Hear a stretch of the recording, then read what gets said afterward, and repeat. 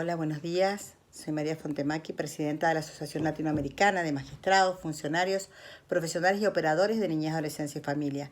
Y agradezco nuevamente la oportunidad de estar con ustedes, mis queridos amigos, mis queridos hermanos de Venezuela, tanto del Superior Tribunal de Justicia como también de la Coordinadora del Sistema de Responsabilidad Penal.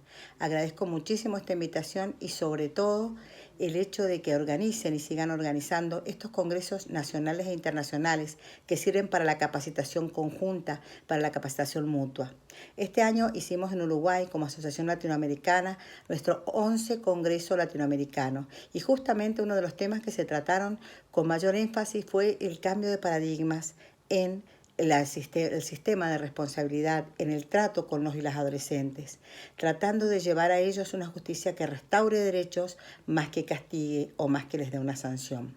Y puntualmente también queremos agradecer la presencia de nuestro querido amigo, hermano y miembro del Comité de Venezuela, del Comité de Derechos del Niño, que representa a vuestro país, el señor José Ángel Rodríguez, quien dio una estupenda charla sobre lo que son las redes, también las redes y la adolescencia, ya que hay una gran influencia precisamente de estos sistemas tecnológicos que muchos adultos por ahí no comprendemos, pero que en ellos son fundamentales.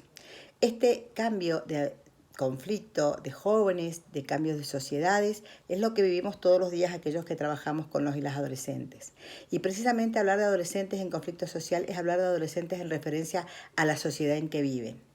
Una dosis razonable de conflicto es habitual e incluso necesaria en todo desarrollo, pero precisamente este cambio que se produce en los y las adolescentes, esta permanencia en conflicto, en violencia, en lo que significa la adicción, el consumo problemático y muchas veces las expectativas de los adultos que queremos que los y las adolescentes actúen conforme a lo que nosotros esperamos y no lo que ellos quieren o esperan. Por eso es tan importante respetar los principios de la Convención. Este año tenemos 30 años de Convención, 30 años de que se ha reafirmado por todos los pueblos este respeto a los derechos de los y las adolescentes, de los y las niñas. Y precisamente esto tiene que ver con una realidad que nos muestra que estos derechos aún no son realidad en sus vidas. Por eso, hoy quisimos hablar de adolescentes en conflicto social y nuevos paradigmas, ya que este conflicto es el que creamos nosotros al no comprenderlos, al no escucharlos, al querer insertarlos en un sistema que quizá no es el más adecuado para su desarrollo. Por eso, hablamos de carencias, hablamos de niños inmersos en violencia, violencia familiar, violencia social, sin educación, y queremos que ellos actúen como nosotros queremos cuando nosotros como adultos no le podemos brindar esa sociedad que ellos esperan, esa comprensión, ese cariño y esa educación. Por eso pensamos que tenemos que tratar de ver para que ellos no se consoliden en estas conductas que reflejan precisamente esta repulsa a la sociedad, como son los sentimientos de automarginación que muchas veces tienen las adolescentes, este comportamiento al margen de valores y a las normas sociales. Por eso precisamente hablamos de nuevos paradigmas, de un viejo paradigma que ve a la adolescencia como adolescente, como que adolece de mucho. Y realmente nosotros queremos ver esta adolescencia como un crecimiento, como una permanente cambio. Y precisamente hablando de lo que dice la observación 20, que habla de sus derechos, de sus situaciones y de cómo hacemos más eficaz esta estrategia, ¿no es cierto?, para contenerlos, y que habla precisamente de sus virtudes. Y eso es lo que creo que es el cambio de paradigma que nosotros tenemos que tener. Ver las virtudes de los y las adolescentes, qué es lo que nos pueden dar. Esa facilidad que tienen ellos, por ejemplo, con la tecnología, esa creatividad, esa impulsividad pero buena para hacer, para crecer y para mostrarnos que ellos pueden. Entonces, las respuestas que tenemos que darles tienen que ser de acuerdo a eso que ellos esperan. Y precisamente sabemos que hay muchos trabajos y postulados teóricos, trabajos empíricos o programas que abordan y que intentan abordar la realidad de los y las adolescentes, lo que hemos estudiado, lo que hemos vivido. Esos fenómenos tanto individuales como fenómenos sociales que tenemos que tratar de integrar. ¿Para qué? Para darles a ellos lo que necesitan. Ellos fundamentalmente se crían en una familia que a veces no los contiene, con amigos que también sufren de su misma situación y a los cuales imitan y encuentran precisamente esta compañía en estos pares, la comunidad que los excluye, los sistemas educativos que muchas veces no comprenden que precisamente ellos tienen otra forma de aprender, otra forma de comunicarse, las redes, la tecnología, precisamente ha internalizado en sus vidas y ha cambiado la forma de comunicación. Y precisamente los docentes, aquellos que estamos a cargo de estas adolescentes, somos los que tenemos que comprender esta nueva forma de ver, esta nueva forma de mirar la vida. Y no podemos quedar ajenos entonces a estos cambios. Entonces, ¿qué tenemos? Un proceso de un niño o de una niña que llega a la adolescencia, con una biología, con una cultura muchas veces diferente a la que nosotros vivimos. Por eso el cambio de paradigma tiene que ver con esto. Nosotros, por ejemplo, John Santrop, en su libro, ¿no es cierto?, que habla sobre un testimonio de una chica adolescente, dice que muchas veces a los adolescentes, dice esta niña, se nos percibe como un problema del que nadie quiere hacerse cargo. A veces la gente se siente intimidada y reacciona con hostilidad cuando intentamos desafiar la autoridad. También dice que lo interpretan como una falta de respeto. A los adolescentes, dice, no se nos trata como pensadores innovadores, que seremos los dirigentes del mañana. Y entonces ella propone que los adultos tienen en sus manos la facultad de enseñar a la generación más joven y transmitir el mensaje de que tienen un papel importante en el mundo. Entonces, no ver al adolescente como el enemigo, como el que no entendemos, como aquel que hay que excluir o marginalizar, realmente, sino que tenemos que ver al adolescente como alguien que es importante y que es precisamente aquella persona a la que tenemos que ayudar a crecer, a desarrollarse en armonía, en libertad, a autodeterminarse en libertad cuando ya crezca y sea joven. Por eso, ese cambio de paradigma tiene que ver con nuestro cambio de tratamiento, con nuestro cambio de creencias, con nuestro cambio de estrategias para contenerlos. Y precisamente tenemos que ver que más allá de un ser en formación, el adolescente se va organizando y va tratando de tener su propia identidad. Y somos nosotros los que lo tenemos que comprender. Entonces, ¿cuáles son las decisiones que hemos tomado respecto a ellos?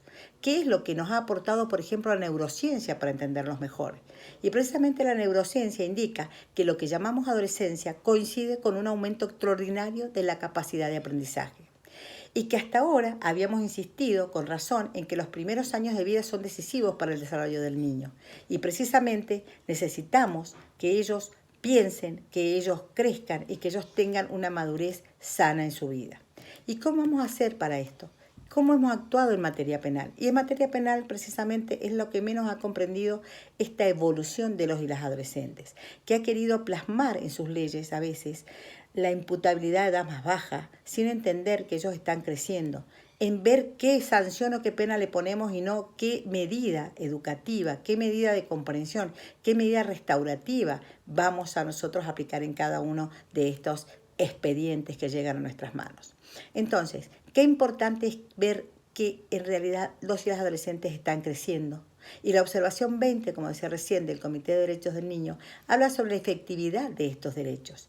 Y también dice que la adolescencia es una etapa de la vida caracterizada por crecientes oportunidades, capacidades, aspiraciones, energía y creatividad, pero también por un alto grado de vulnerabilidad. Y también dice que los adolescentes son agentes de cambio, y un activo y un recurso fundamental en el potencial ¿para qué? Para contribuir positivamente tanto en sus familias como en la comunidad y en los países. En el mundo entero, los adolescentes colaboran de manera positiva en muchas esferas, como las campañas de salud y educación, el apoyo familiar, la enseñanza entre pares, las iniciativas de desarrollo comunitario, la elaboración de presupuestos participativos y la creación artística, y contribuyen en favor de la paz, los derechos humanos, la sostenibilidad del medio ambiente y la justicia climática. Hemos visto ejemplos de adolescentes que pelean por un ambiente sano, muchos más que los adultos. Muchos adolescentes están a la vanguardia en el entorno digital y en los medios sociales, que desempeñan una función cada vez más central en la educación, su cultura, las redes sociales. En fin, tenemos adolescentes que se destacan por su precisamente posibilidad de crecer y de desarrollarse. Y puntualmente nosotros tenemos que actuar de otra manera. ¿Qué pasa con los y las adolescentes que muchas veces han sido privados de familia? Precisamente cómo ha sido la evolución. Y bueno, tenemos que a principios o a fines, ¿no es cierto?, del siglo XIX y principios del XX se los trataba como adultos. Precisamente los niños y las niñas tuvieron un gran cambio con la creación de nuevos tribunales de menores que que luego sí fueron evolucionando a un sistema de protección integral, pero que realmente fue la primera vez que se los vio como seres inmaduros y con necesidades diferentes. Muchas veces se los privó de familia, muchas veces se los ha tratado, ¿no es cierto?, como personas que no pueden pensar y que tenemos que pensar por ellos. Por eso es tan importante, como dije recién, los principios de la Convención, que ya llevamos ahora ya 30 años, sí, de su sanción. Y es hora de que se puedan respetar estos derechos. Y habla de la no discriminación, no discriminar a los adolescentes por su edad ni a los niños. Habla del interés superior. Habla fundamentalmente de este derecho a ser escuchado y de que el interés superior del niño sea lo que se tenga que tomar en cuenta siempre. Entonces, nosotros tenemos que cambiar el paradigma de ver al adolescente como algo dañino, como algo que tenemos que excluir, como algo que no es importante, por un nuevo paradigma, valorando todas sus cualidades y dejando que se desarrolle de manera armónica y adecuada y aprender de ellos todo lo que nos pueden enseñar.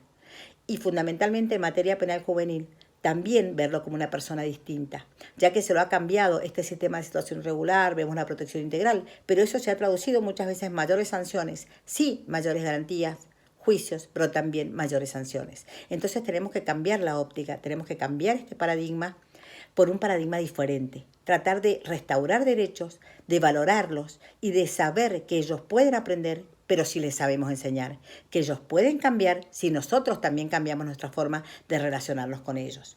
Entonces tenemos un sistema que ha evolucionado desde la situación irregular, de que todos los niños y niñas vulnerables tenían una misma respuesta, a un sistema de protección de derechos, de garantías, pero también de juicios, que han hecho de este sistema que debió ser especial para adolescentes un sistema como el de adultos, pero con penas menores, y eso tampoco es la solución. Por eso estamos hablando de cambio de paradigmas e incorporar un proceso restaurativo. ¿Para qué? Para el adolescente y la sociedad. Debemos entenderlo como un sujeto de derechos, un ser humano real, que debemos conocer, respetar y propiciar un cambio integral, pero no solo en los discursos, sino, como digo siempre, sino en las prácticas. Y tenemos que garantizar una respuesta superadora, que los comprenda y que los tenga como protagonistas, incluyendo también a la comunidad. ¿Qué significa este proceso restaurativo? Pues un proceso de aprendizaje, en donde existan vínculos entre el desarrollo de las partes y precisamente tratar la empatía, no solamente la de ellos, sino también la nuestra. Fundamentalmente ponernos en su lugar y estimular estos procesos de justicia restaurativa también significa posibilitar y habilitar a los y las adolescentes, utilizando precisamente esto que llaman los especialistas como plasticidad cerebral. ¿Qué queremos decir con esto? Y que tenemos que tratar de llegar a soluciones posibles. En la práctica, entenderlos, comprenderlos y precisamente cambiar este viejo paradigma que se basa en la teoría de la pena justa y privilegia el sufrimiento del y la adolescente infractor a través de medidas restrictivas que no son conducentes a su inclusión social, no mirando a la persona, mirando la ley y su violación, y dando una respuesta no inclusiva e ineficaz para cumplir con los objetivos de la justicia adolescente. Y de este nuevo paradigma que reconoce al adolescente como protagonista, que reconoce a la víctima, pero que también concientiza sobre los sentimientos del otro y que permite precisamente la catarsis, un sentimiento, ¿no es cierto?, de contención, comprender a la víctima y responsabilizar, pero responsabilizar desde otro lugar, desde un lugar de inclusión, de incluirlos en la familia, de incluirlos en la comunidad, de incluirlos en asociaciones y en organizaciones y precisamente darle esta posibilidad de ser parte de nuestra querida sociedad, de nuestra querida Latinoamérica. Por eso creo que es muy importante propiciar este cambio de paradigma, pensar en círculos de diálogo, pensar en programas de formación tanto para padres como para los y las adolescentes, propiciar mediación entre víctima y adolescente y darles a ellos el protagonismo que merecen. Creo que si pensamos en esto, si cambiamos esta realidad, si observamos precisamente lo que nos dice el Comité de Derechos del Niño en la observación 4, que habla de la salud y el desarrollo de los y las adolescentes, en la observación 8, que habla del derecho del niño a la protección contra los maltratos, de la observación 12, precisamente que habla de ser escuchado, de este derecho del niño y la niña de él y la adolescente a ser escuchado, de la observación 13, que habla del derecho del niño a no ser objeto de ninguna violencia, de la observación 14, que nos habla del interés superior como algo primordial que tenemos que respetar, y fundamentalmente de esta observación que ya mencioné, la número 20, para hacer efectivo sus derechos. Lo importante es tener claro que él y la adolescente merecen lo mejor. Y digo con Galeano para terminar que la utopía está en el horizonte, que nosotros caminamos 2 pasos hacia ella y nos aleja 2 pasos de ese horizonte. Pero ¿por qué es importante tener una utopía sin perjuicio de que pensemos que se va alejando? Y precisamente porque la utopía de considerar a los y las adolescentes vulnerados, vulnerables y que infringen la ley, de considerarlos como personas que pueden cambiar, que pueden ser útiles a la sociedad y que pueden tener esta conducta prosocial de la que nos habla el artículo 40, es una utopía, pero es un camino que nos lleva a conseguirla. Por eso, como presidenta de la Asociación Latinoamericana, creo que todos aquellos que estamos en estos temas, si creemos en los y las adolescentes, que su vida y su contexto pueden cambiar y caminamos hacia ese objetivo, y tenemos fe en este objetivo y actuamos en consonancia con este objetivo y estamos comprometidos con ello, vamos del discurso a las prácticas. Muchísimas gracias.